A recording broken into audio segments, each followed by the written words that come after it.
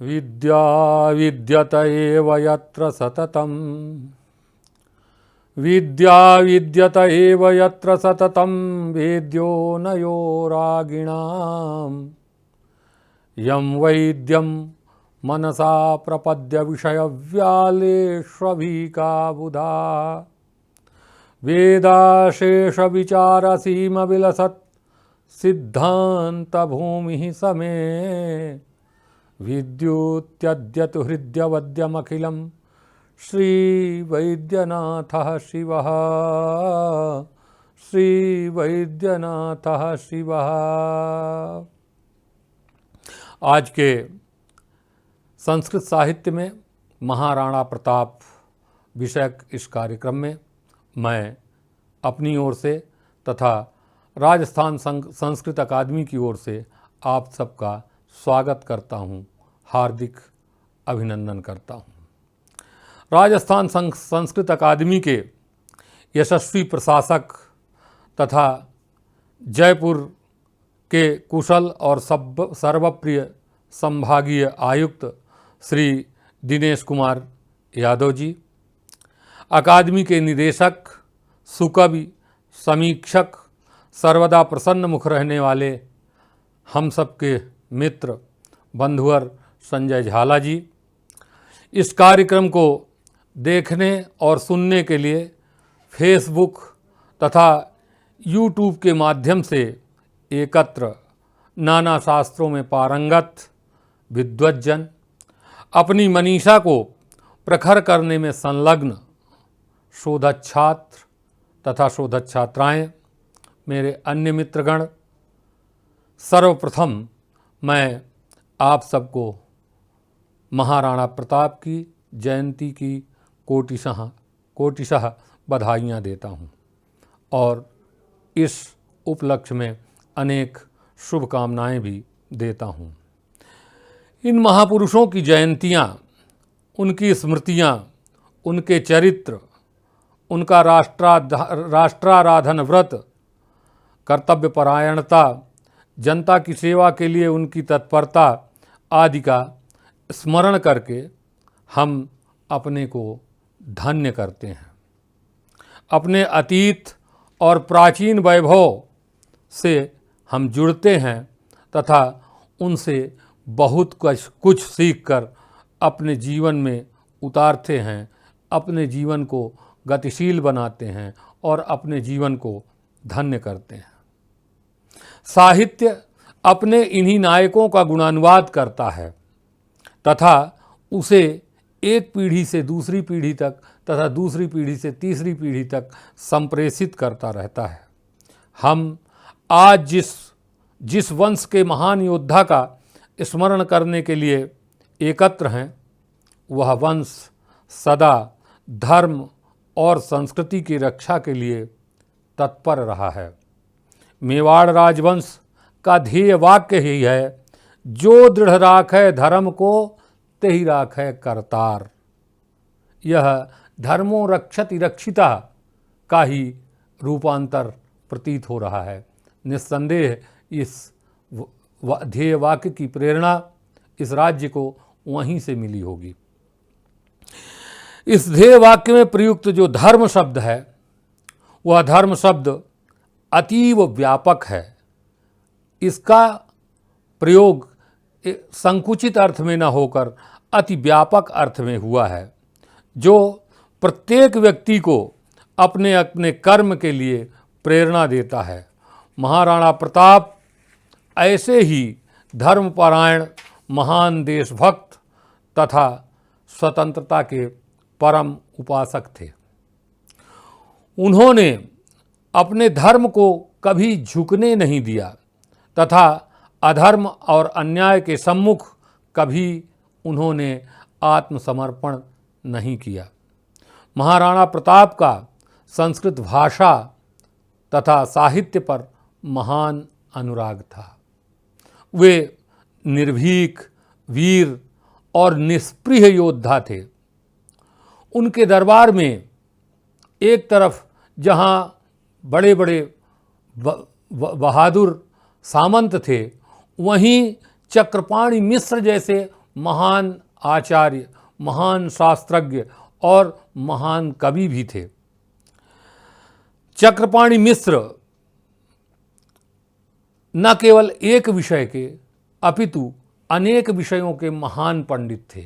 उनकी कृतियों का अनुशीलन करके हम देखते हैं कि वृक्षायुर्वेद में और पशु आयुर्वेद में, कृषि में, जल विज्ञान में, सैन्य विज्ञान में उनका जितना बड़ा योगदान था, उनको जितनी सिद्धहस्तता प्राप्त थी, वो इन विषयों में जितने पारंगत थे, उतने ही पारंगत अपने पारंपरिक शास्त्रों में भी थे। चक्रपाणि मिश्र ने महाराणा प्रताप के कहने पर राज्याभिषेक पद्धति, मुहूर्तमाला तथा विश्ववल्लभ जैसे महनीय ग्रंथों की रचना की। राज्याभिषेक पद्धति मूलतः राजाओं की लुप्त हो रही राज्याभिषेक विधि को पुनर्जीवित करने के लिए लिखी गई थी। कहा जाता है कि मुगल काल में वैदिक विधि से राज्याभिषेक की पद्धति प्रायः लुप्त होती जा रही थी, क्योंकि प्रायः समस्त राजाओं ने मुगलों की अधीनता को स्वीकार कर लिया था और यह जो राजाओं का अधिकार था उसे मुगलों ने अपने हाथ में ले लिया था और जो हमारी वैदिक विधि से, जो भारतीय परंपरा से राजाओं की अभिषेक परंपरा हमारे देश में प्रचलित थी, वह पूरी तरह से लुप्त होती जा रही थी। राज्याभिषेक के लिए मुगल सम्राट के द्वारा प्रेषित जो शाही खिलात होता था, एक वस्त्र विशेष खिलात होता था झंगूला टाइप का, उसको पहन करके ही राजा अपने को अभिषिक्त मान लेता था। अगर वह खिलात नहीं आई तो उसे राजा नहीं माना जाता था। ऐसी विषम परिस्थिति में महाराणा प्रताप ने चक्रपाणि मिश्र को राज्याभिषेक पद्धति के प्रणयन के लिए प्रोत्साहित किया और विद्वानों के मुंह से यह भी सुना जाता है कि छत्रपति शिवाजी के राज्याभिषेक के लिए भी यही पद्धति भेजी गई थी। उनका भी अभिषेक चक्रपाणि मिश्र द्वारा प्रणीत इसी राज्याभिषेक पद्धति के अनुसार हुआ था। जैसा मैंने बताया कि विश्व जो चक्रपाणि मिश्र थे वो वृक्षायुर्वेद के भी महान पंडित थे।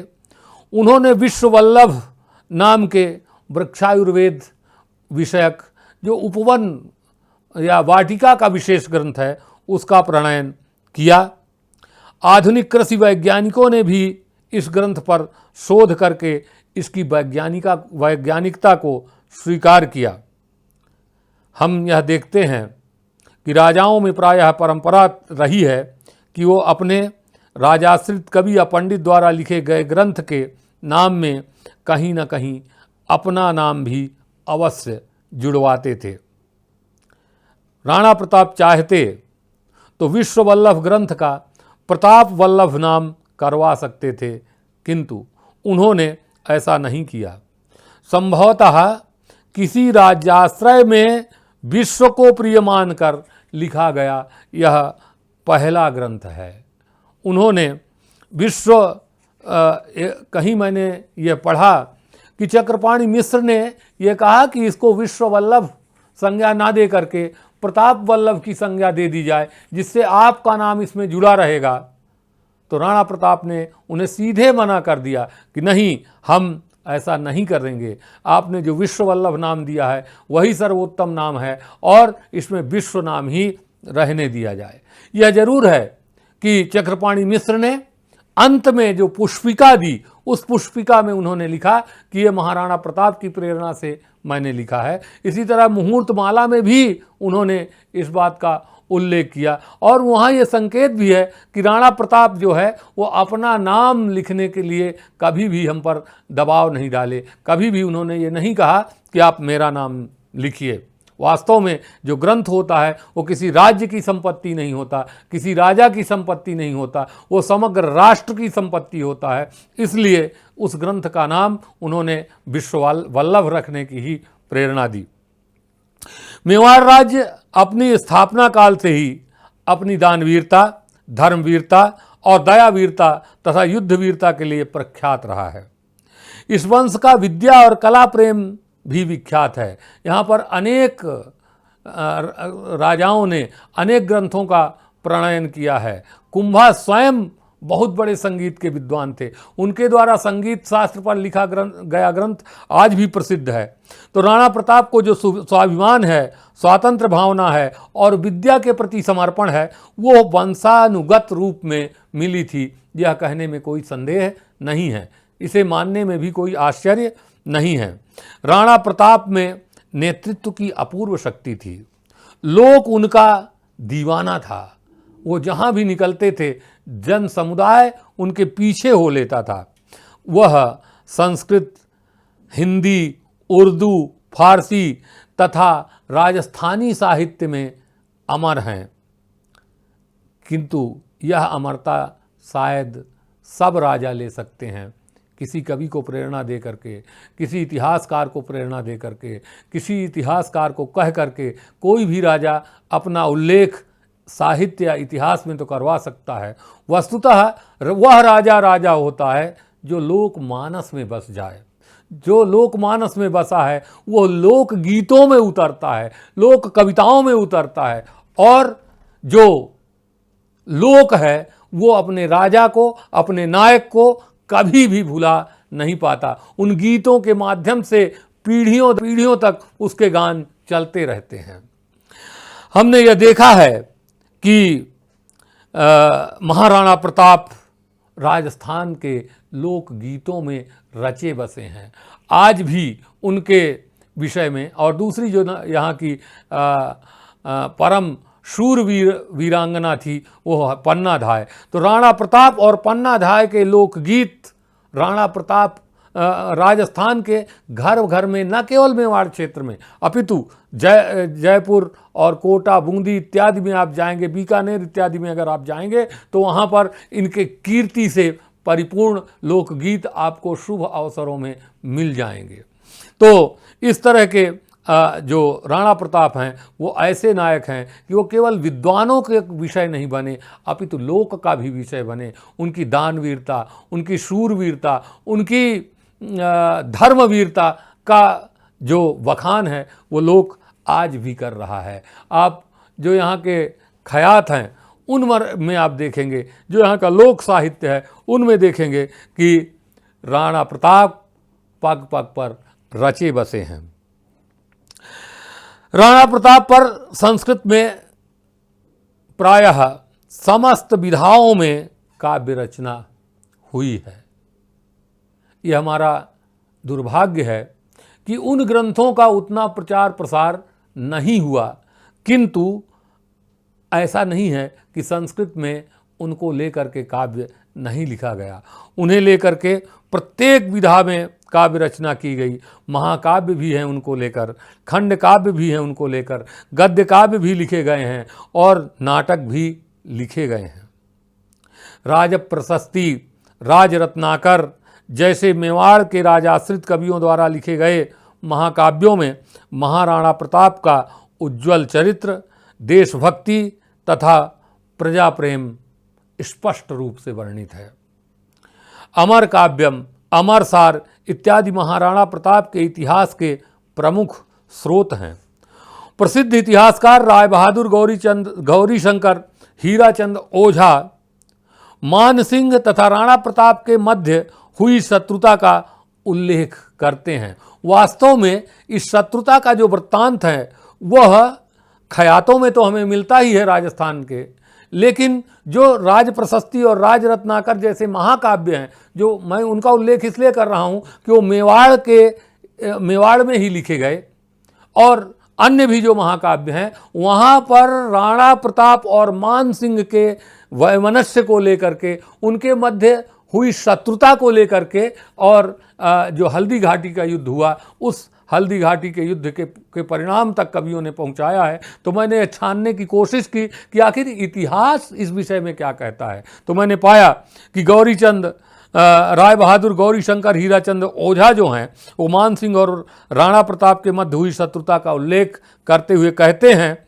कि बादशाह अकबर ने गुजरात को विजय कर लिया था, परंतु थोड़े ही समय पीछे वहाँ मिर्जा मोहम्मद हुसैन और सरदार उल मुल्क की अध्यक्षता में विद्रोह हो गया, जिसकी सूचना पाकर बादशाह को शीघ्र ही उधर गुजरात की ओर जाना पड़ा। वहाँ वह शांति स्थापित करने के बाद दिल्ली वापस लौट गया। वहाँ शांति स्थापित करके वह लौट तो गया, लेकिन मान सिंह को बहुत सी सेना के साथ डूंगरपुर तथा उदयपुर की तरफ यह कहकर जाने की आज्ञा दिया, जो हमारी अधीनता स्वीकार करे उसका सम्मान करना और जो ऐसा ना करे उसे दंड देना। शाही फौज ने डूंगरपुर को विजय कर लिया। फिर वह महाराणा को समझाकर बादशाही सेवा स्वीकार करने के विचार से विक्रम संवत 1630 के आषाढ़ महीने में अर्थात सन 1573 के जून महीने में उदयपुर आया। मान सिंह बहुत बड़ी सेना लेकर के उदयपुर आया और जब वह उदयपुर आया तो महाराणा प्रताप से बादशाही सेवा स्वीकार करवाने के लिए कुंवर मान सिंह ने बहुत प्रयास किया, अनेक उद्योग किए, अनेक प्रकार से राणा प्रताप को समझाने का प्रयास किया, किंतु उसका प्रयास निष्फल रहा और राणा प्रताप उसकी बात पर आकर के अकबर की अधीनता को स्वीकार करने के लिए तैयार नहीं हुए। यह गौरीशंकर हीराचंद ओझा बहुत विस्तार से लिखते हैं, मैं बड़ा संक्षेप में यहाँ जानकारी आपको दे रहा हूँ। इसके बाद वहाँ से मान सिंह की जब विदाई होनी थी उदयपुर से, जब वह वापस दिल्ली जाने को तैयार हुआ तो राणा प्रताप ने एक दिन उसके लिए उदयसार की जो पाल है उस पर निमंत्रण का प्रबंध किया। सेना सहित उनको भोजन कराने के लिए वो तैयार हुआ और अपने पुत्र कुंवर अमर सिंह को उन्होंने आदेश दिया कि तुम जो है सेना सहित महाराणा प्रताप को मान सिंह को भोजन करा करके और उन्हें प्रेम पूर्वक विदा करना। लेकिन खुद भोजन कराते समय या उनके भोजन करने के वक्त जो महाराणा प्रताप हैं वो वहाँ नहीं पहुँचे, वहाँ उपस्थित नहीं हुए। और जब वहाँ उपस्थित नहीं हुए और मान सिंह ने उस समय आग्रह किया कि राणा प्रताप जी यहाँ आएँ, हम लोगों के साथ भोजन करें, हम उनके अतिथि हैं, तो जब घर का मालिक ही हमारे साथ भोजन नहीं कर रहा तो हम कैसे यहाँ भोजन करें। तो राणा प्रताप वहाँ उपस्थित नहीं हुए और अमर सिंह जो उनके पुत्र थे उन्होंने बताया कि पिताजी के पेट में दर्द है, इसलिए महाराणा प्रताप उपस्थित नहीं हो सकते। ये उदयपुर राज्य का जो इतिहास है प्रथम खंड, उसके 426 और 27 पेज में गौरीशंकर हीराचंद ओझा प्रतिपादित करते हैं। राज प्रशस्ति महाकाव्य जो है उसके चतुर्थ सर्ग में इस घटना का इसी प्रकार उल्लेख हुआ है। प्रताप सिंहोथ नृपः कच्छवाहेन मानिना, कच्छवाह मान सिंहा, कच्छवाह वंश के राजा हैं जो जयपुर के राजा हैं, मान सिंह जयपुर के राजा थे। तो वो कच्छवाहेन मानिना मान सिंहेन तस्यासीत वैमनस्यम भुजेह विधौ, भुजेह विधौ माने भोजन की विधि को लेकर के उनमें वैमनस्य हुआ था। ये बात राज प्रशस्तिकार भी जो है लिखते हैं। और जब महाराणा प्रताप वहाँ भोजन करने नहीं गए तो मान सिंह उससे अपने को बहुत अपमानित महसूस किया और वो दिल्ली तो चला आया, लेकिन अकबर के पास जाकर के राणा प्रताप के विरुद्ध महान षड्यंत्र वह करने लगा। अकबर प्रभो पार से मान सिंहस ततो गतः, वहाँ से भोजन में अपमानित होकर के और मान सिंह सीधा जो है सेना को लेकर के दिल्ली पहुंचा। एक काव्य और है, महाकाव्य ही है वो भी, जो कि राज रत्नाकर के नाम से प्रसिद्ध है, सदाशिव का। वो इस प्रसंग को बहुत अच्छी प्रकार से प्रतिपादित करते हैं। आमंत्रितः स समयान् नरदेव गेहे, आमंत्रितः स समयान् नरदेव गेहे, भोक्तुं नृपः सपृतनः किल मानसिंहः, श्रीचित्रकूटपतिना सह भोक्तु कामो, मार्गं व्यलोकयत चतस्य सुधर्म मूर्ते। तो कहते हैं कि जो मान सिंह था वो पृतना के साथ, अपनी सेना के साथ जो है नरदेव गेहे अर्थात महाराणा प्रताप के घर में भोजन के लिए आमंत्रित हुआ, और चित्रकूटाधिपति जो राणा प्रताप हैं उनको भोजन के लिए उनका रास्ता देखने लगा।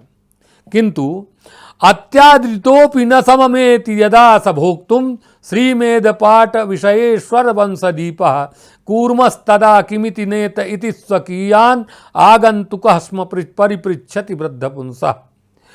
बहुत आदर के साथ मान सिंह को बुलाया गया था, किंतु राणा प्रताप क्यों नहीं आ रहे, यह जब मान सिंह बार बार लोगों से पूछने लगा तो ये राज रत्नाकर महाकाव्य जो सदाशिव का है, वो कहते हैं कि अत्रांतरे स्रवसिकोपि जनोस्य राज्ञः स्वास्ये निधाय वसनांचलमित्यगादीत्। जब राजा मान सिंह बार बार उदय राणा प्रताप के आने की बात पूछने लगे तो उनके कान में किसी ने अपने मुंह में हाथ लगा करके और कहा कि सत्क्षत्रिया महतिराज कुले प्रजाता नो भुंजते यवन संगवता साहित्य।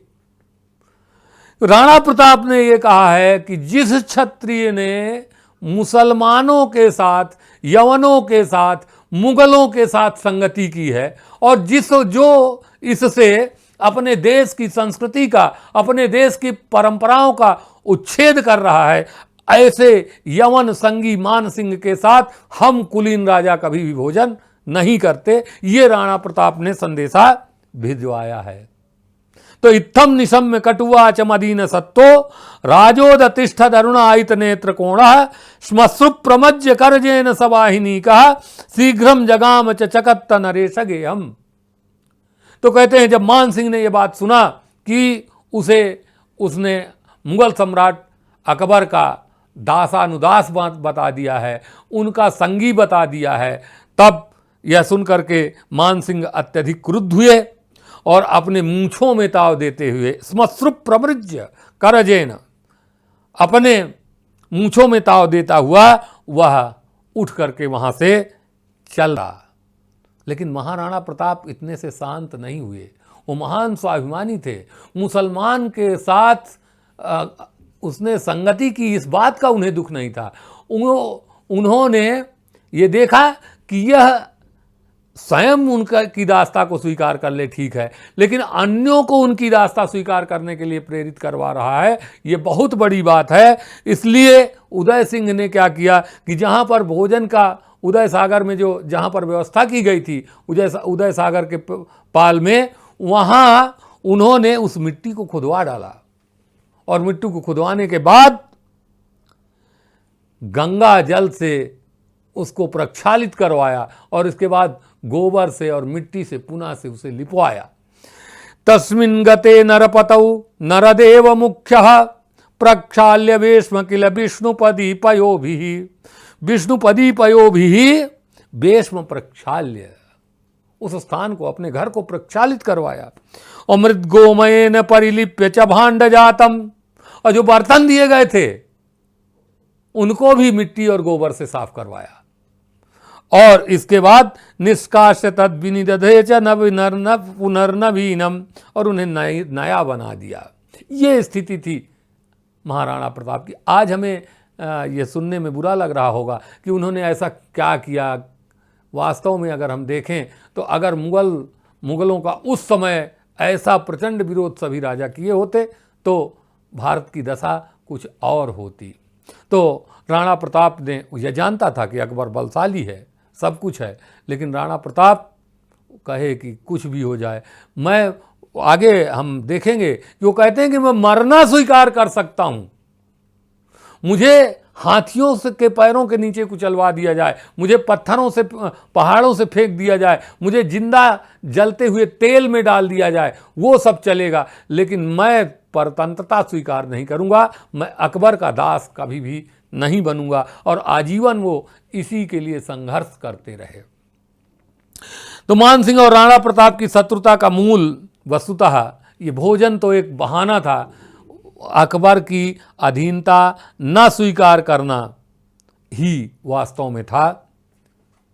उन्हें अकबर को पूरा विश्वास था कि राजा मान सिंह जाएगा, क्षत्रिय है, जयपुर का राजा है, वो वहाँ जब जाएगा तो किसी तरह से समझा करके और जो है राणा प्रताप को अपने अधीन, मेरे अधीन करवा देगा, क्योंकि पूरा भारत प्रायः उनके अधीन हो चुका था। एक दो कुछ ऐसे स्वाभिमानी राजा थे जो मुगल की दास्ता स्वीकार करने को तैयार नहीं थे। तो यही था। संस्कृत साहित्यकारों ने राणा प्रताप की देशभक्ति और जीवन गाथा का गान करने के लिए अपनी तीक्ष्ण लेखनी चलाई। उन्होंने राणा प्रताप का समर्थन किया तथा अपने काव्यों के माध्यम से राणा प्रताप को उन्होंने अमरत्व प्रदान किया। आंध्र मूल के पुणे निवासी ओगेटी परीक्षित शर्मा ने रामायण की तर्ज पर श्रीमद् प्रताप रामायण महाकाव्य की रचना उन्होंने की। और जिस तरह से रामायण में 6 कांड हैं, उसी तरह उस प्रताप रामायण में भी 6 कांड हैं। प्रत्येक कांड जिस तरह रामायण में सर्गों में विभक्त है, उसी तरह से इस प्रताप रामायण का भी प्रत्येक कांड सर्गों में विभक्त है। और यह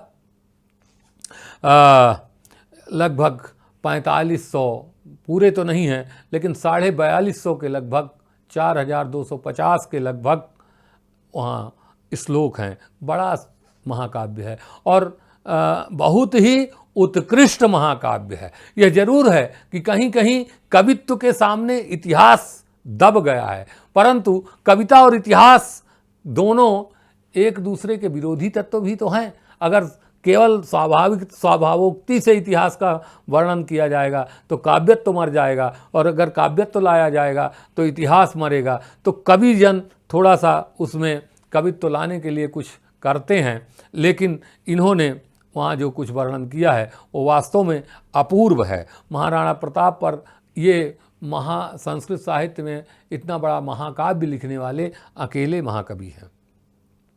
इसके बाद हम देखते हैं कि गुजरात के मूलशंकर माणिकलाल याज्ञिक जो हैं, उन्होंने प्रताप विजयम नाम से 9 अंकों के महनीय नाटक की रचना की। हम लोगों ने राष्ट्रीय संस्कृत संस्थान के बसंतोत्सव के दौरान इस नाटक का मंचन भी करवाया। जयपुर परिषद ने इसका मंचन हमारे किया था। इसके बाद मधुसूदन सरस्वती के वंशज हरिदास सिद्धांत वागीश जो हैं, उन्होंने, मथुरा प्रसाद दीक्षित ने, बहुत सारे कवियों ने राणा प्रताप के जीवन को लेकर के नाटकों की रचना की। और देहरादून निवासी श्रीकांत आचार्य ने शिवराज विजय की पद्धति को अपनाकर प्रताप विजय उपन्यास की रचना की, जो 15 निश्वासों में विभक्त एक बड़ा उपन्यास है। उन्होंने पूरी तरह से महाराणा प्रताप के जीवन चरित्र को अपने उपन्यास में बांधने की कोशिश की है। वह नाग प्रकाशन दिल्ली से छपा हुआ है। तो और एक ये तो नाटक और महाकाव्य और गद्य काव्य हुए, खंड काव्यों की भी राणा प्रताप पर अपनी परंपरा रही है, रेडियो रूपकों की भी अपनी परंपरा रही है, और स्फुट साहित्य की भी अपनी परंपरा राणा प्रताप को लेकर के रही है। संस्कृत साहित्य में प्रायः अनेक काव्य इस प्रकार के प्राप्त होते हैं। यहाँ पर समस्त ग्रंथों का उल्लेख कर पाना इतने कम समय में वस्तुतः संभव नहीं है, किंतु जो प्रमुख संस्कृत साहित्य के ग्रंथ हैं जहाँ पर महाराणा प्रताप चर्चित हुए हैं, महाराणा प्रताप की चर्चा की गई है, उनका कुछ संक्षेप में दिंग निर्देश करने का मैं प्रयास करूँगा। और इन्होंने 1 मार्च 1576 को मेवाड़ के 49वें उत्तराधिकारी के रूप में गद्दी संभाली थी। इनका राज्याभिषेक जो हुआ वो 1 मार्च 1576 को हुआ था। जिस समय राणा प्रताप सिंहासनारूढ़ हुए उस समय मुगलों की क्रूरता और अत्याचार चरम पर थे। भारतीय जनता पूरी तरह से पीसी जा रही थी, मुगलों का अत्याचार बढ़ रहा था और हम लोग बहुत ही बेसहाय हो रहे थे। अनेक राजपूत राजा जो थे वो अकबर की अधीनता स्वीकार कर चुके थे, उनके शरणागत हो गए थे। कई राजवंश अपनी मर्यादाओं को भूलकर मुगलों के साथ मुगल वंश में वैवाहिक संबंध भी स्थापित कर चुके थे। मतलब हम लोगों की जो बेटियां हैं वो मुगलों के यहाँ ब्याही जा रही थी। राजा ने अगर अपनी बेटी ब्याह दी तो उसका तो तमाम चर्चा हो गया क्योंकि वो राजा था, लेकिन जब राजा की बेटी ब्याह गई है इसका मतलब है कि सामान्य जनता की बेटी भी ब्याही जाती रही होगी, वो ज़बरदस्ती उनसे विवाह करते रहे होंगे, सिपाही इत्यादि जो रहे होंगे। तो इस तरह से उस समय जो हमारा देश था वो एक बहुत बड़ी क्रूरता से गुजर रहा था। और किंतु जो राणा प्रताप थे वो इस सब से कथमपि सहमत नहीं थे। उन्होंने देखा संघे शक्ति ही कलौ युगे, कलयुग में संघ में ही शक्ति होती है, संघ की शक्ति से ही शत्रुओं को जीता जा सकता है। इसलिए उन्होंने संघ को बनाने के लिए, सेना के समुदाय को संगठित करने के लिए वो देखे कि केवल एक वर्ग विशेष को लेकर के या कुछ लोगों को लेकर के यमनों से जीत हासिल नहीं की जा सकती, अपितु एक हमें पूरा समुदाय बनाने की जरूरत है। और वो समुदाय कैसा होगा? जैसे राम ने वन में रह करके और बानर और भालुओं की सेना एकत्रित की, उस तरह से उन्होंने जंगल में रह करके और भीलों के साथ संगति की। और जो भील थे वो भील महाराणा प्रताप के लिए पग पग पर सहायक हुए। और जो श्रीमद् प्रताप रामायण महाकाव्य में है कि वो कहते हैं कि जिस तरह से सूर्य के प्रताप से उल्लू जो है वो दिन में भय संतप्त हो जाता है और अंधेरे में घुसा रहता है, उसी प्रकार से राणा प्रताप के प्रताप से अकबर जो है वो दिल्ली में भय संतप्त होने लगा था। उसने देखा कि ये तो हिंदुओं को एकत्र करने की बहुत बड़ी कोशिश कर रहा है, अगर ये समस्त हिंदुओं को जगा पाया तो हम लोगों का यहाँ राज्य कर पाना संभव नहीं होगा। इसलिए वो अत्यधिक भय संतप्त था। और राणा प्रताप क्या कर रहे थे?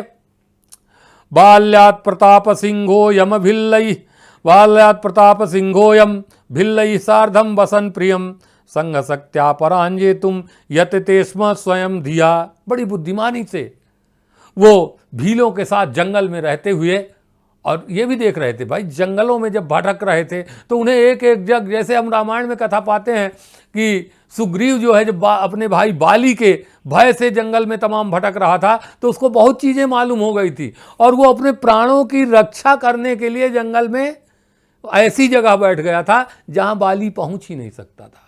तो राणा प्रताप भी कुछ ऐसा ही कर रहे थे कि वो जंगल में रह करके और संघ शक्ति संगठन को तैयार कर रहे थे। और भास्करस्य प्रतापेन दिवांधा सर्वदा यथा संतापितो भिया भाति प्रतापेन तथा नृपः। तो प्रताप के प्रताप से अकबर ऐसा तप रहा था। ओगेटी परीक्षित शर्मा ने श्रीमद् प्रताप रामायणम में महाराणा प्रताप के कतिपय उन पक्षों को भी उकेरा है जो इतिहास में प्रसिद्ध हैं। किंतु प्रायः सभी संस्कृत कवियों ने उनको उतना विस्तार नहीं दिया। इस महाकाव्य में राणा प्रताप धीरोदात्त कोटि के नायक हैं।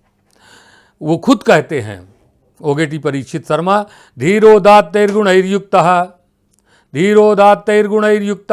रतृभयंकरः धर्मभीरुः स्थितप्रज्ञः संग्रामे भीम विक्रमः। राणा प्रताप अगर किसी से डरते थे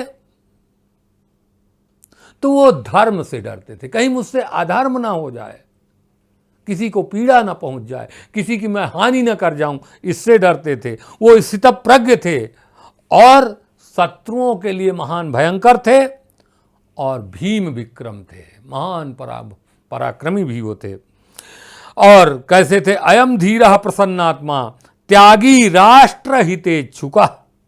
वो प्रसन्नात्मा थे, त्यागी थे और अगर कुछ चाहते थे तो राष्ट्र का हित चाहते थे। भुवौकसाम समाराध्या साक्षात राम विभु स्वयं। वो कहते हैं कि राणा प्रताप साक्षात राम के समान थे, राम जैसा आचरण कर रहे थे वैसे वो आचरण करते थे। ओगेटी परीक्षित शर्मा राणा प्रताप में राम के गुणों का साक्षात्कार करते हैं। राष्ट्र को दुष्टों से मुक्त कराने के लिए राम ने 14 वर्षों तक वन में निवास किया, सेना को संगठित किया। उन्होंने न केवल मानवों अपितु बानर और भालुओं की सहायता ली। राम के सहायक वन्य प्राणी थे। राणा प्रताप भी भील और आदिवासियों को संगठित कर मजबूत सेना तैयार की। राणा प्रताप महान देशभक्त थे। प्रेम आत्मसमर्पण का ही दूसरा नाम है। प्रेमी अपने प्रिय के लिए सर्वदा उत्सर्ग करता है, उसका प्रतिदान या प्रत्युपकार नहीं चाहता। राम का जीवन देश प्रेम की इसी उदात्तता का निकषोपल है। राणा प्रताप भी राम की भांति राष्ट्राराधन हेतु बन बन भटके। राणा प्रताप के चरित्र में देशभक्त की पराकाष्ठा सुशोभित होती है। देश के भाग्योदय के लिए उन्होंने 19 वर्षों तक ठंडी, गर्मी और वर्षा को सहन करते हुए वन में निवास किया। जिस प्रकार राष्ट्र की रक्षा के लिए राम ने 14 वर्षों तक वन में निवास किया, पांडवों ने राष्ट्र की रक्षा के लिए 13 वर्षों तक कष्ट सहन किया, उसी प्रकार राणा प्रताप ने म्लेच्छों से देश की रक्षा के लिए स्त्री और पुत्रों के साथ वन में निवास किया। श्रीमद् प्रताप रामायण में के उदय कांड के दूसरे सर्ग के 15वें श्लोक के आगे इस विषय का वर्णन हुआ है। संस्कृत साहित्य में महाराणा प्रताप स्वाभिमानी तथा सबको साथ लेकर चलने वाले राजा के रूप में वर्णित हैं। प्रताप सिंह सदा प्रसन्न चित्त रहने वाले थे। वे शक्तिशालियों में श्रेष्ठ थे। उन्नत भाल, कमल के समान लोचन, शरतकालीन चंद्रमा के समान गौर, विस्तीर्ण वक्षस्थल से युक्त उनका जो सीना था वो विस्तीर्ण था। हाथ में भाला धारण करने वाले थे। शत्रुनाशक थे। धरा के इंद्र राणा प्रताप को देखकर आदर से सबका मस्तक झुक जाता था। प्रताप विजय खंड काव्य जो श्रीश दत्त जी का लिखा हुआ है, और ये हमारा दुर्भाग्य था कि श्रीश दत्त जो है वो बहुत ही स्वल्पायु में जो है दिवंगत हो गए थे। उनका जो प्रताप विजय खंड काव्य है उसमें देखिए वो कितना ओजस्वी वर्णन महाराणा प्रताप का करते हैं। अभूतपुरा भारत भाविभासकः स एकलिंगस्य सदंग्रुपासकः महाबली दुर्गचितौर शासकः प्रताप सिंहः परतापनाशकः। शत्रुओं के ताप को नष्ट करने वाला था वो प्रताप सिंह। और कैसे थे? विशाल वक्षा अधिपाणि भासयन महाकरालम करवाल कालकम इवेन्द्र वज्र समहीद्र मंडलान जघान लोकेशु सठान हठान्वितान। ऐसे थे महाराणा प्रताप। प्रसन्न चेता बलिनाम धुरंधरः लसल्ललाटः परिणद्ध कंधरः नवाब्ज नेत्रः शरदिन्दु सुंदरः शवेशतो भूत भुवने पुरंदरः। वो भुवन के पुरंदर के समान थे। प्रसन्न चेता थे, बलियों में धुरंधर थे, लसल ललाट, परिणद्ध कंधर, नवाब्ज नेत्र इत्यादि विशेषणों से उनके सौंदर्य का जो ये वर्णन यहाँ पर किया गया है। वास्तव में उनकी जन्म कुंडली अभी भी मिलती है और उनके जो स्वरूप का वर्णन लोक में प्रसिद्ध है, जो राजपूतों की ख्यातों में प्रसिद्ध है, उससे यह वर्णन पूरी तरह साम्य रखता है। गरीब जो थे, दरिद्र, अकिंचन, वो उन्हें कल्प वृक्ष के समान माना करते थे कि ये राणा प्रताप कल्प वृक्ष है। वीर जो थे वो उन्हें इंद्र समझकर प्रणाम किया करते थे। शत्रु उन्हें अपना काल समझते थे। शत्रु अगर देख ले कि राणा प्रताप इस रास्ते से आ रहा है तो वो भाग चलते थे। और जो है कुछ लोग जो थे समाज के, वो उन्हें कलयुग में कल की भगवान का अवतार मानते थे। अकिंचनैः कल्पतरु प्रभीकृतः, अकिंचनों के द्वारा वो कल्पतरु प्रभीकृत थे, कल्पतरु माने जाते थे। स्वयं विडौजा इत वीर वंदितः, और वीरों के द्वारा वो विडौजा के रूप में वंदित थे। धृतोरि भी काल इव स्वमानसे, शत्रु जो है वो अपने मानस में उसको काल के रूप में धारण करते थे, डर जाते थे। और सकल की कल्पः कलितः कलौ जनैः, और कलयुग में जो है वो कल की कल्प माने गए कि साक्षात भगवान कल्कि के अवतार हैं ये राणा प्रताप। स्वतंत्रता के लिए वह अपने स्त्री और पुत्रों के साथ वन वन भटके। अनाथ स्त्रियों के शोक से वह चिंतित थे। गायों और ब्राह्मणों के गिर रहे आंसुओं को पोंछते थे। वह वस्तुतः आर्य जाति के आभूषण थे।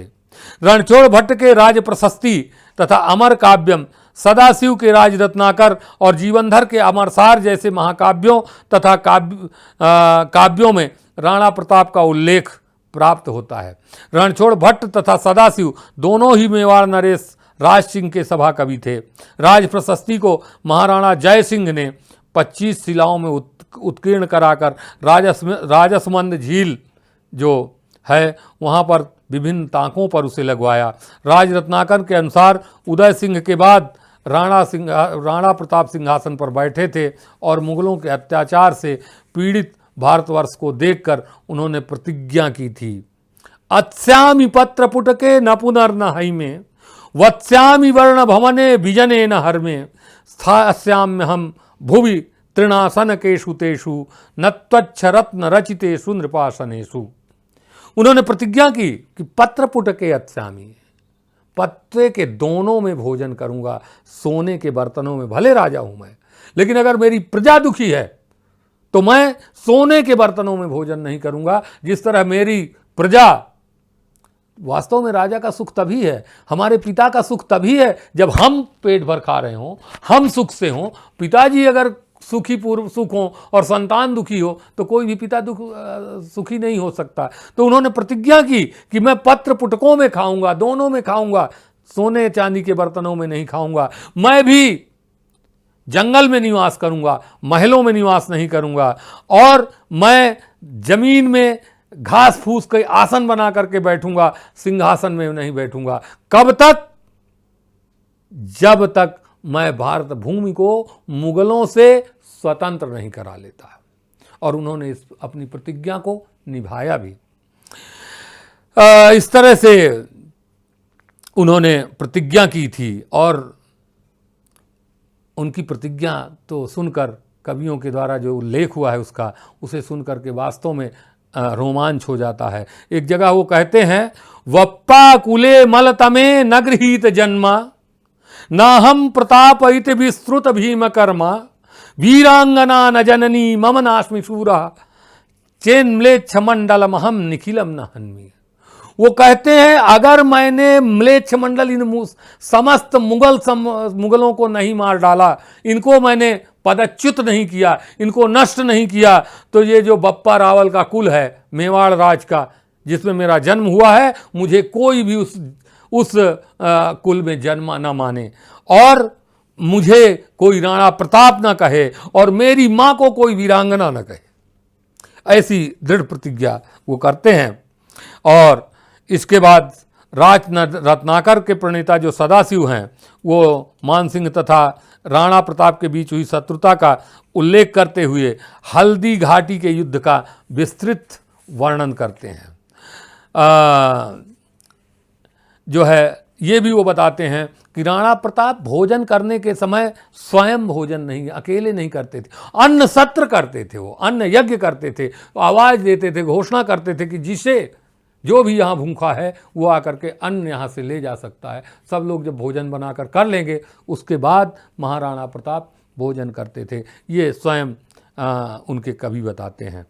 और वास्तव में हम अगर इतिहास का अवलोकन करें तो ये राणा प्रताप का ही व्रत नहीं था, मेवाड़ राजवंश का ये सनातन व्रत था। मेवाड़ के राजाओं ने अपनी प्रजा को भोजन कराने के बाद ही भोजन किया। कि मान सिंह उनके राज्य में पहुंचा तो उन्होंने, जैसा कि हमने बताया, बुलाया उन्होंने राणा प्रताप को भोजन करने के लिए, परंतु जब खुद नहीं गए और बार बार कारण पूछते रहे तो उन्होंने बता दिया कि देखिए भाई, पितामहस्ते यवनाय कन्यकाम ददौ यतः किन्नु कुलम कलंकितम।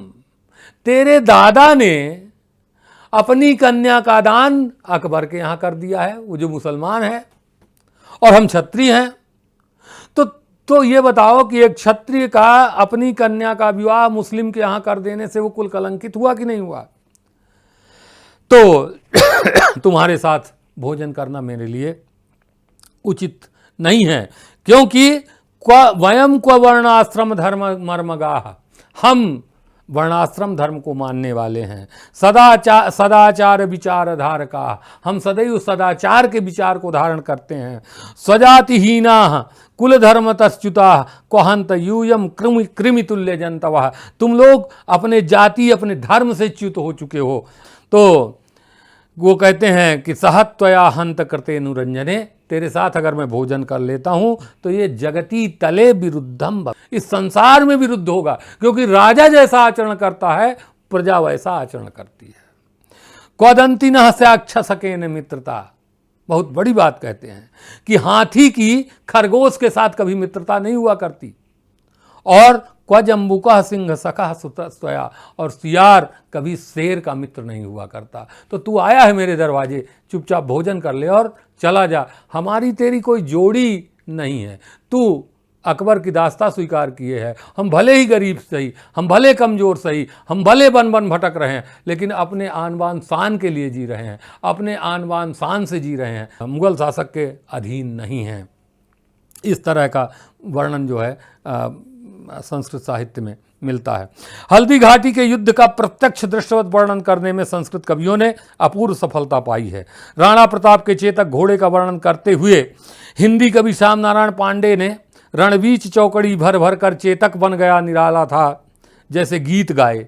संस्कृत कवियों की दृष्टि में भी चेतक का महत्व कम नहीं है। वो महान स्वामी भक्त, अपने स्वामी के संकेतों को जानने वाला तथा युद्ध कौशल में पारंगत था।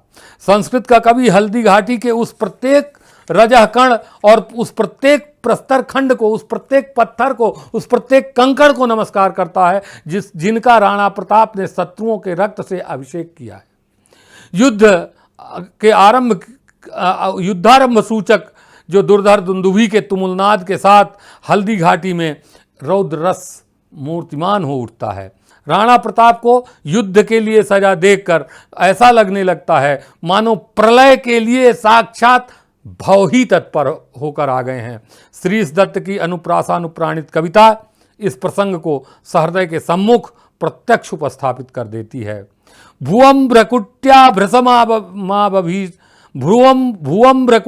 भृसमाभिभीषयन् भुजंग भीमो मितभूति भूषितः विधातु कामः प्रलयं भयंकरम लयंकरः किम भव एव भात्ययम्। ये साक्षात शंकर, वो हल्दी घाटी में राणा प्रताप नहीं आया, अपितु शंकर जो है प्रलय करने के लिए यहाँ पर आ गया है। और वहाँ आप देखेंगे कि संस्कृत का कवि जो है वो कभी उसे कार्तिकेय के समान बताता है, कभी वज्रधारी इंद्र के समान बताता है, कभी गांडीवधारी अर्जुन के समान बताता है, और उनके पूरे लाव लश्कर को उस तरह से घटाते भी हैं। यहाँ जो है जब वो उनके अस्त्रों की वर्णन करते हैं तो भयानक रस स्वयं खड़ा हो जाता है। अलक्षि विद्युत फलकोपमः परैर अतर्कितर्कैक धनैर्यमोपरैहि अमानिकैश्चिच्च पलायने परैहि सुदर्शनो दर्शन मात्र कातरैहि। जो राणा प्रताप का भाला है, वो भाला जब निकलता है तो उसकी चमक को देख करके ऐसा लगता है मानो बिजली चमक गई है। और कुछ लोग उसे देख करके ये मानते हैं कि यमराज है आकर के खड़ा हो गया है। कुछ लोग जो भाग रहे थे वो उसे देख करके, जो देख कर भयभीत होकर के भाग रहे थे, वो उसे ये समझ रहे थे मानो ये विष्णु का सुदर्शन चक्र है। इस तरह से प्रताप के भाले की जो है, भाले का वर्णन वहाँ पर करते हैं। और वास्तव में जो जब राणा प्रताप युद्धभूमि में प्रविष्ट होते हैं और जब वह प्रविष्ट होने के बाद अपने वीरों को ललकारते हैं और शत्रुओं की सेना की ओर निहार करके अपना गर्जना करते हैं, अपनी वंश परंपरा, उनके द्वारा की गई देश सेवा तथा राक्षसों के वध का स्मरण कराते हैं, उस समय भी वीर रौद्र की समन्वित रूपरेखा काव्य में देखने को मिलती है। वो कहते हैं, अद्यापि पश्यतु जगद रघुवंश वीर्यम ग्रंथेषु मत्कृत इदम विलिखन्तु विज्ञाः एकोपि कोपित तमः कतमः परेण दिल्लीश्वरेण समरम समरी रचद्य। कहते हैं कि आज संसार जो है वो देखे कि रघुवंशियों में आज भी कितना वीर है। एक बार रावण के वध के समय देखे थे, आज फिर देख लें। ग्रंथेषु मत्कृत इदम विलिखन्तु विज्ञाः, जो इतिहासकार हैं वो इतिहासकार मेरे द्वारा किए जा रहा ये जो अपूर्व युद्ध है उसको लिखें। क्यों लिखें कि जब एक व्यक्ति क्रुद्ध कर दिया जाता है किसी अन्यायी के द्वारा, तो वो सामान्य व्यक्ति हो और चाहे दिल्लीश्वर हो, राणा प्रताप जैसा अकेला व्यक्ति समर रच देता है, वही इतिहास रचता है। तो आप लोग इसको लिखें।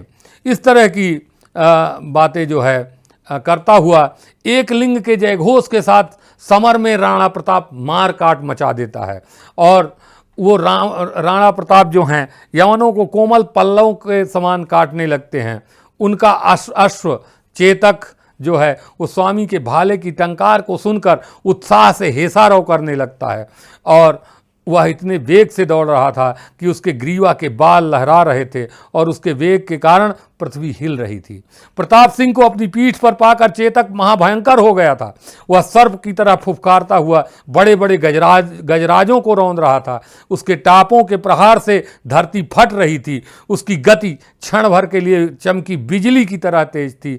वह उसे देखकर यवन पीड़ित हो रहे थे। चेतक के वर्णन में भी संस्कृत के कवियों ने अतीव सफलता पाई है।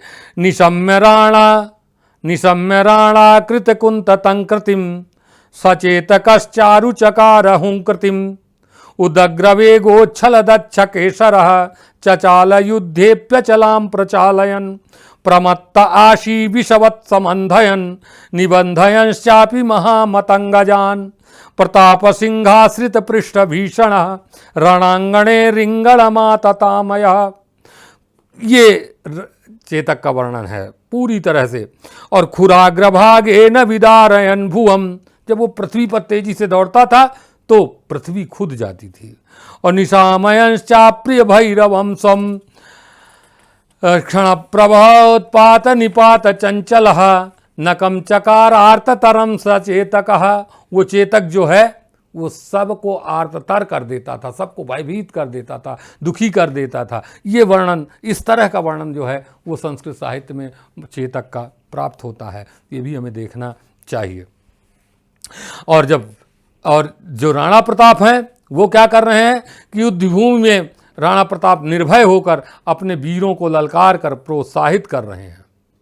त्वं छिंदि भिंदि परिदारयत्वं त्वं खंडय ज्वलय कर्तय पातयत्वं आदेशयन्ननुपदं विपदंक मूर्ति युद्धे प्रताप नृपतिर दृढ़िमोत्कटोभूत।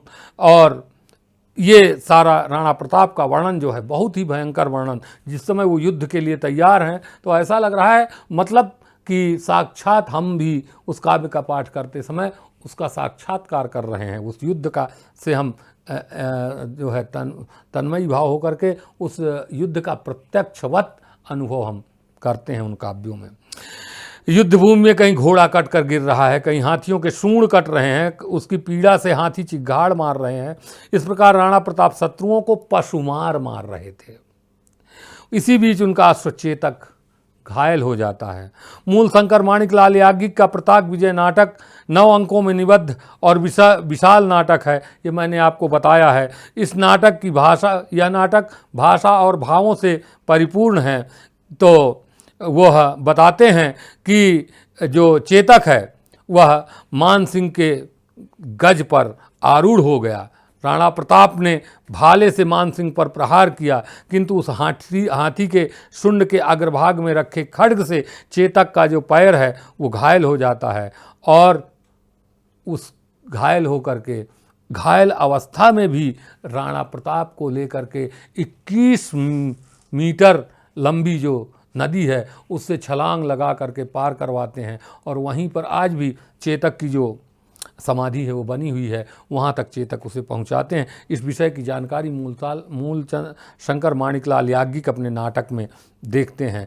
राणा प्रताप को उसी समय झाला मान सिंह की मृत्यु का समाचार मिलता है, जो वास्तव में राणा प्रताप के समान ही था, पूरी तरह से सदृश था, और उसी ने राणा प्रताप को बचाने के लिए उनका मुकुट वगैरह स्वयं धारण कर लिया था और राणा प्रताप को उसने भगा दिया था।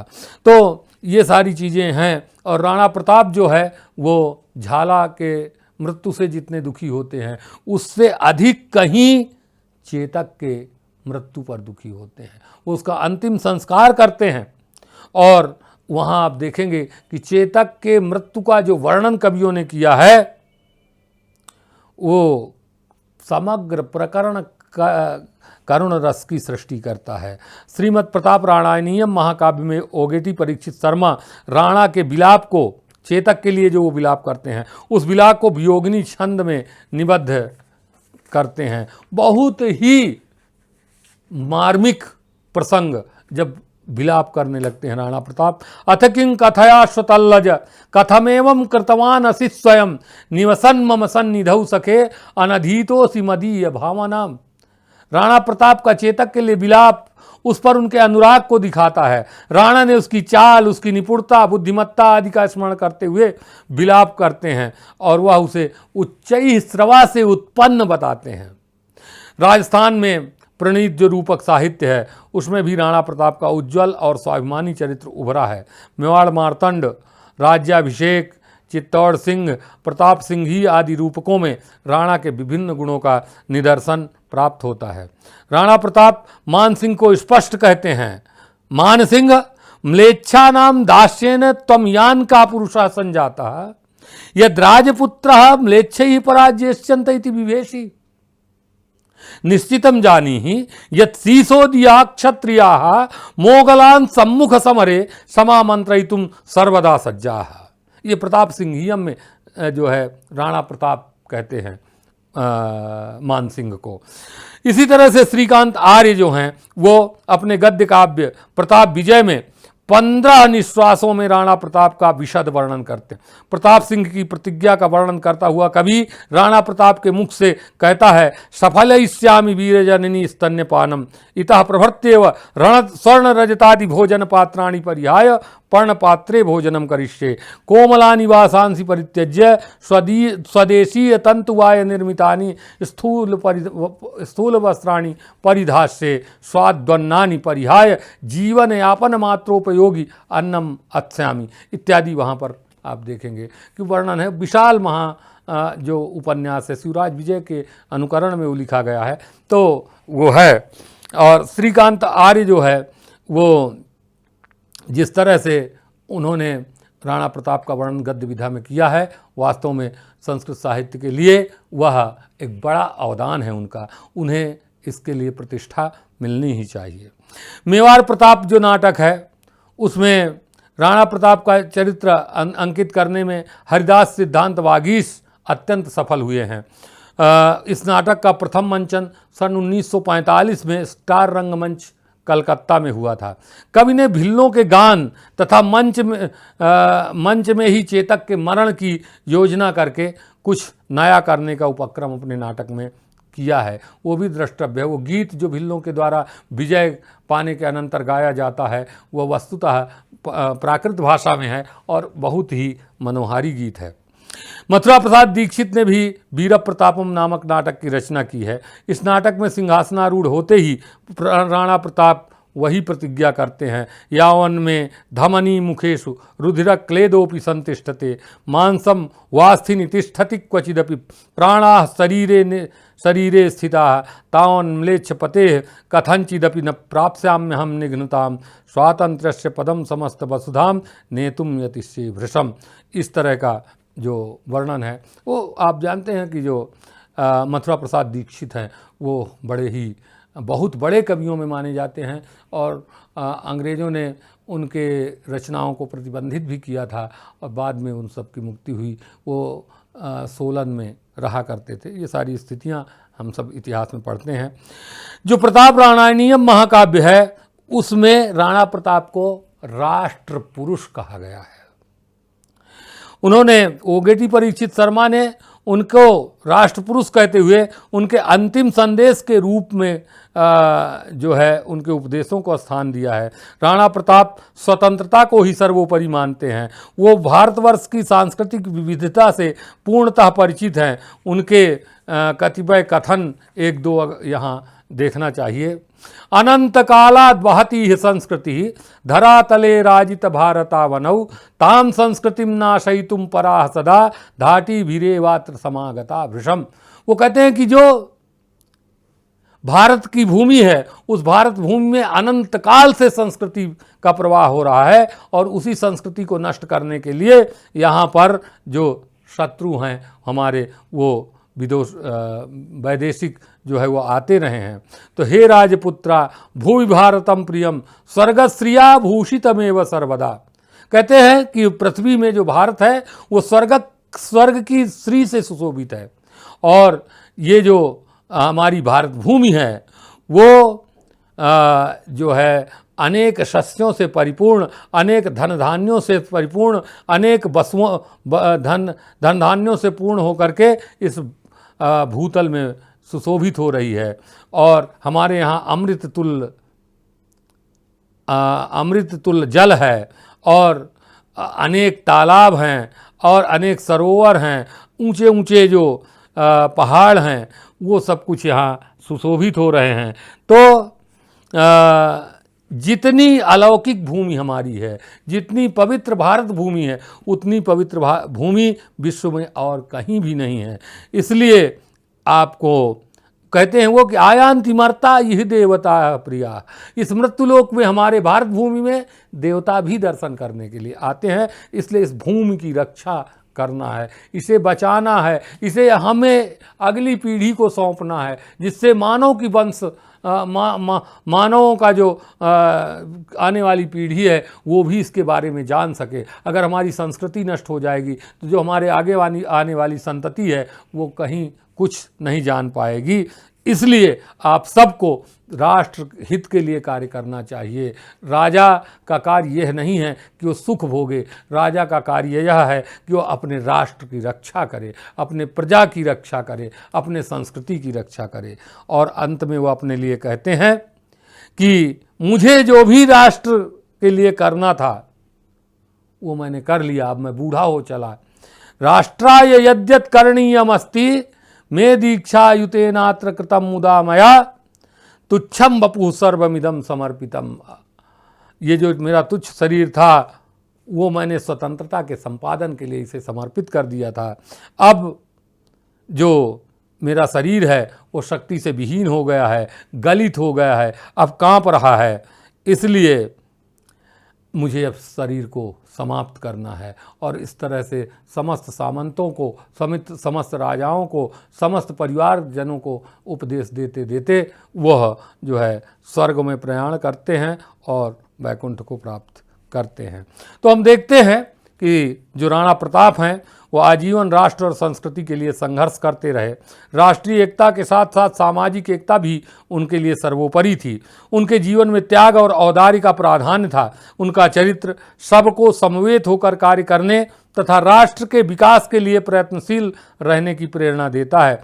राणा प्रताप ने दलित और उपेक्षित वर्गों को सम्मान दिया, उन्हें आगे लाए और उनके सहयोग से राष्ट्र का विकास किया। मेवाड़ के सिंहद्वार पर आज भी एक तरफ शस्त्रधारी राजा तो दूसरी तरफ शस्त्रधारी भील राज अंकित है। उन्होंने राष्ट्रीय एकता में सभी के योगदान को महत्वपूर्ण माना तथा उसमें सबको सहभागिता प्रदान की। आज हम जब भौतिकता की वात्या में फंस गए हैं तथा हम पर सांस्कृतिक और वैचारिक आक्रमण हो रहे हैं, ऐसे में राणा प्रताप का जो चरित्र है वो हमें राष्ट्र के विकास का मार्ग दिखाता है, हमें अपनी संस्कृति के संरक्षण की प्रेरणा देता है, हमें हमेशा अपने राष्ट्र को एक सूत्र में बांधे रहने का संकेत देता है।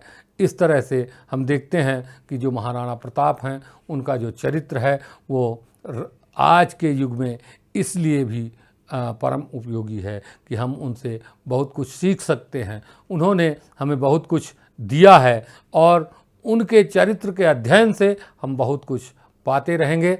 उनके लिए 1 घंटे या आधा घंटे के एक व्याख्यान में बहुत कुछ कह पाना संभव नहीं है। बहुत कुछ छूट गया, थोड़ा कुछ कहा गया, किंतु वास्तव में संस्कृत साहित्य में महाराणा प्रताप को लेकर के कम चर्चाएं हुई हैं। आज राजस्थान संस्कृत अकादमी के मंच से इस चर्चा का शुभारंभ हुआ है, तो निश्चय ही हम लोग इस पर बहुत कुछ आगे करेंगे, इस चरित्र से बहुत कुछ आगे सीखेंगे और हम माननीय राजस्थान संस्कृत अकादमी के जो निदेशक हैं उनके मार्गदर्शन में और जो इसके प्रशासक हैं उनके मार्गदर्शन में कुछ आगे और करने का प्रयास करेंगे। मेरा यह आपसे निवेदन है कि आप इस व्याख्यान को सुने। मुझे विश्वास है कि आपको अच्छा लगा होगा और अगर यह अच्छा लगा है तो आप राजस्थान संस्कृत अकादमी के इस चैनल को लाइक करें और सब्सक्राइब भी करें, क्योंकि संस्कृत का जो भी कुछ हो रहा है उसे हम सबको स्वयं मजबूती देना है। तो अगर संस्कृत के लिए कोई भी व्यक्ति मंच बना रहा है और उसमें कुछ चर्चा हो रही है तो उसे अपनाने की ज़रूरत है, उसे प्रोत्साहित करने की ज़रूरत है। अगर हम लोग प्रोत्साहित नहीं करेंगे तो यह होगा कि अरे कोई भी इसे नहीं देख रहा है। तो ऐसे मंचों को हमें पुनरुज्जीवित करना है, प्रोत्साहित करना है और इन्हें प्रतिष्ठित करना है, क्योंकि इनकी ही प्रतिष्ठा से हमारी प्रतिष्ठा है। तो आप लोगों ने मुझे इस अवसर पर सुना, राजस्थान संस्कृत अकादमी ने मुझे यहाँ आकर कुछ कहने का मौका दिया, वो भी इतने बड़े महारथी, इतने बड़े धर्मपरायण राजा महाराणा प्रताप पर।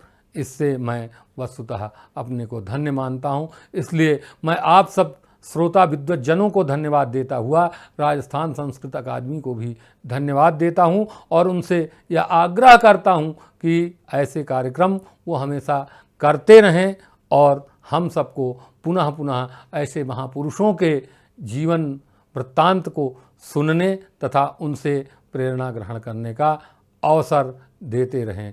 जय तु भारतम, जय तु संस्कृतम। राजस्थान संस्कृत अकादमी के तत्वाधान में आज महाराणा प्रताप की जयंती के अवसर के ऊपर जो पहली बार विमर्श आयोजित किया गया, उसके लिए सबसे पहले मैं प्रोफेसर रमाकांत पांडे जो आचार्य हैं संस्कृत विश्वविद्यालय जयपुर में, उनको बहुत बहुत उनका आभार व्यक्त करना चाहूँगा अपनी ओर से भी कि उन्होंने इतना अच्छा प्रथम बार जो संस्कृत अकादमी ने ये विमर्श रखा उसमें अपना उद्बोधन देते हुए और महाराणा प्रताप का संस्कृत साहित्य में जो योगदान महाराणा प्रताप के बारे में और अन्य चीज़ों में जो लिखा गया है उसके बारे में विस्तार से हमारे संस्कृत जगत के जो जानकार लोग हैं, संस्कृत साहित्य में रुचि रखने वाले लोग हैं, उनके लिए इतना अच्छा उन्होंने एक व्याख्यान अपना प्रस्तुत किया।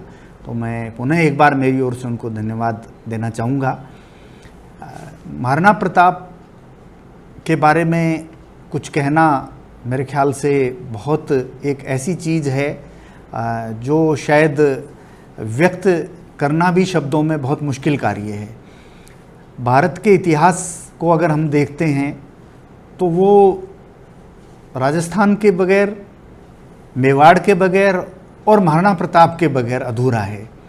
कोई भी भारत के इतिहास का प्राचीन काल से लेकर के और वर्तमान काल तक अगर हम कोई चर्चा करते हैं, उसके बारे में कोई विमर्श करते हैं या उसके बारे में किसी भी प्रकार का कोई विषय आता है, तो उस विषय से अगर महाराणा प्रताप को हम अलग कर देते हैं तो कहीं ना कहीं वो विषय बहुत अधिक अधूरा और इस प्रकार का रह जाएगा कि जैसे कि हमने कि पूरे साहित्य जगत का ही नहीं बल्कि इतिहास जगत का भी एक ऐसा चैप्टर छोड़ दिया हो जिसके बिना भारत का इतिहास पूरा नहीं हो सकता।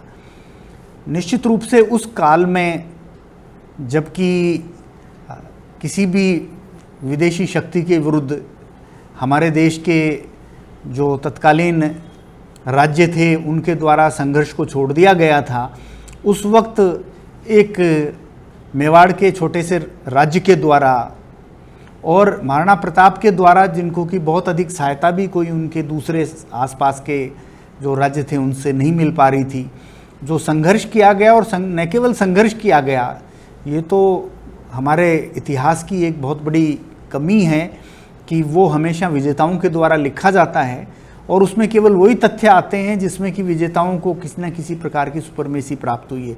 बाकी बहुत से ऐसे युद्ध अपने जीवन काल में महाराणा प्रताप द्वारा लड़े गए जिसमें कि उन्होंने मुगल सेनाओं को न केवल बुरी तरह हराया बल्कि भागने के लिए भी विवश किया और अंततोगत्वा मेवाड़ में एक चित्तौड़ को छोड़ करके कोई भी ऐसा क्षेत्र नहीं बचा था जिसको कि उन्होंने खो दिया था और उसको वापस अपने जीवन काल में ही प्राप्त नहीं कर लिया हो।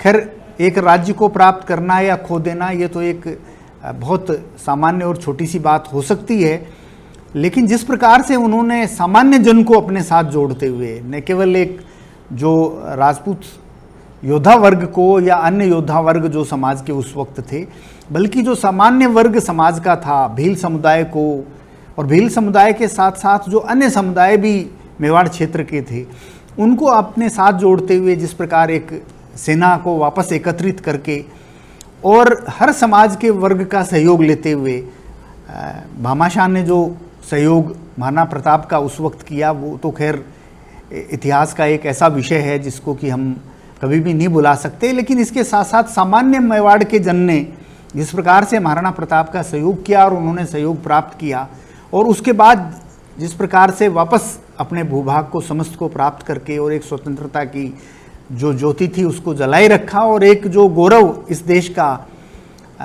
बरसों से नष्ट हो गया था, विदेशी आक्रांताओं से हारते हारते उसको पुनर्जीवित किया, उसको निश्चित रूप से हमारे समाज का कोई भी वर्ग, कभी भी भारत का कोई नागरिक उसको भुला नहीं सकता। निश्चित रूप से आज का जो विमर्श था वो एक संस्कृत साहित्य के जगत में एक अपनी नई छाप छोड़ेगा, मुझे ऐसा पूर्ण विश्वास है। और मैं पुनः डॉक्टर पांडे का आभार व्यक्त करता हूँ और आप सबका भी बहुत बहुत धन्यवाद। जय हिंद।